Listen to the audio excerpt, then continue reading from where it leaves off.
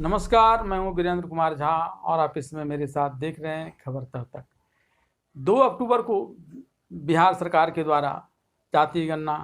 के आंकड़े जारी किए जाने के बाद से भारत की राजनीति ओबीसी केंद्रित हो गई है। हालांकि बाद में इसके आंकड़े को लेकर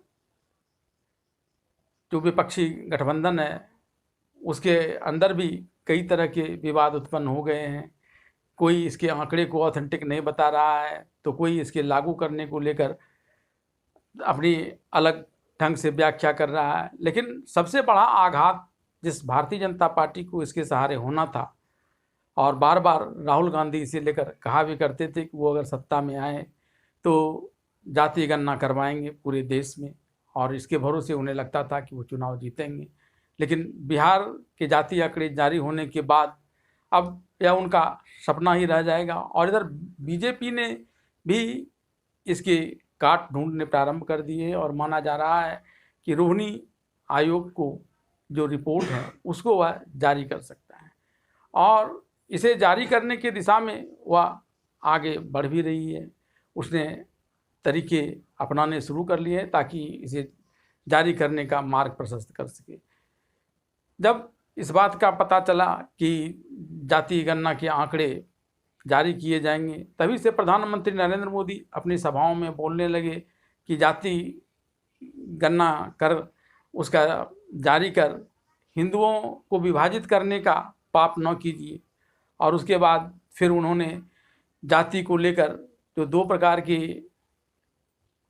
तथ्यों के आधार पर जाति का वर्गीकरण किया जा सकता है, एक तो लैंगिक आधार पर स्त्री और पुरुष, और दूसरा सामाजिक व्यवस्था के आधार पर अमीर और गरीब। तो सामाजिक व्यवस्था के आधार पर उन्होंने पिछड़ी जातियों को भी, और न सिर्फ पिछड़ी जातियों को बल्कि समस्त जातियों को ही 2 भागों में बांट दिया, एक भाग अमीर और दूसरा भाग गरीब, और यह कहते हुए कि वे गरीबों के हक के लिए काम करते रहेंगे। एक तरह से अपना सेफ गार्ड निकाल लिया है, और रोहिणी कमीशन की रिपोर्ट्स इसमें उन्हें और मदद पहुंचा सकती हैं। आप जानना चाहते होंगे कि ये रोहिणी कमीशन की रिपोर्ट है क्या। दरअसल रोहिणी कमेटी के जो रिपोर्ट्स हैं, रोहिणी आयोग बनाया गया था सरकार के द्वारा दिल्ली हाई कोर्ट के जज रोहिणी की अध्यक्षता में, और इसके काम यह सौंपा गया था कि यह ओबीसी जातियों को मिल रही सुविधाओं का अध्ययन करें, और वही अध्ययन कर इसने अपनी रिपोर्ट राष्ट्रपति द्रौपदी मुर्मू को सौंप दी है, जिसे भारतीय जनता पार्टी कभी भी जारी कर सकती है। हालांकि अभी यह रिपोर्ट जारी नहीं हुआ है, लेकिन माना जा रहा है कि इसमें कई चौंकाने वाले तथ्य हैं। सबसे बड़ी बात जो इस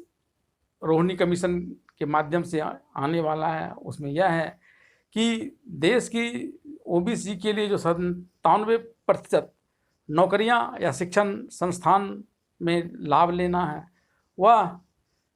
सिर्फ और सिर्फ 25% ओबीसी के हाथों में सीमित है। वही लोग सिर्फ उसका लाभ उठा पड़ते हैं, और शेष जो 75% ओबीसी जातियां बची हुई हैं उसमें से भी सिर्फ 10% जातियों को ही इस ओबीसी के आरक्षण का लाभ मिल पाता है। इसके अलावा रोहिणी कमीशन ने जो एक बड़ी बात कही उसमें से यह कि ओबीसी की जो 2600 जातियां चिन्हित की गई है केंद्र सरकार ने, और जिसके आधार पर 27% रिजर्वेशन दिया गया, उसमें से 983 जातियां का न तो सरकारी नौकरी में और न ही शिक्षण संस्थानों में कोई स्थान है। इसके अलावा 998 जातियां ऐसी हैं जिसने इसमें नौकरी और शिक्षण संस्थानों में दाखिला तो लिया है, लेकिन उसकी प्रतिशतता भी 2.6% है।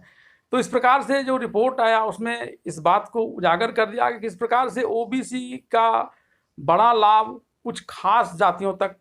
सीमित रह रहा है, और वही इसके चलते आगे इसका लाभ उठाते जा रहे हैं, जबकि बाद बाकी जातियां ऐसे ही उपेक्षित बनी हुई हैं जैसे वे पहली थी। और इसके लिए इन ओबीसी जातियों में भी रिजर्वेशन को लेकर सब कैटेगराइजेशन की बात सामने आ रही है। भारतीय जनता पार्टी का प्रयास रहेगा कि वह इस सब कैटेगराइजेशन के जरिए उन लोगों तक लाभ पहुंचाने का प्रयास करेगी जो अभी इससे वंचित रह रहे हैं, और इस प्रकार से वह ओबीसी का जो कार्ड अभी इंडिया गठबंधन के द्वारा खास करके आरजेडी, जेडीयू,